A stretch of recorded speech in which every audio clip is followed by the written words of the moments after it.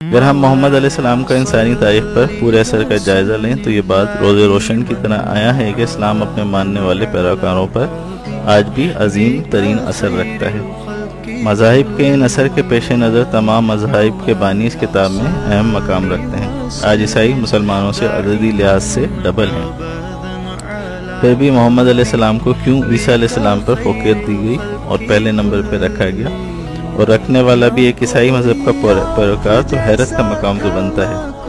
اور بے اختیار اسلام کی حقانیت تو اللہ سبحانہ و تعالیٰ کے عظیم ترین الفاظ جو قرآن میں بیان کرے یاد آ جاتے ہیں۔ وَرَفَعْنَا لَكَ ذِكْرَكَ، اے محبوب ہم نے آپ کے لیے آپ کا ذکر بلند کر دیا۔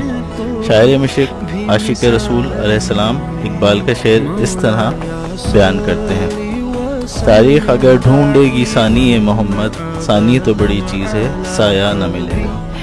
لہٰذا ان عظیم ترین ہستی پر درود بھیجیے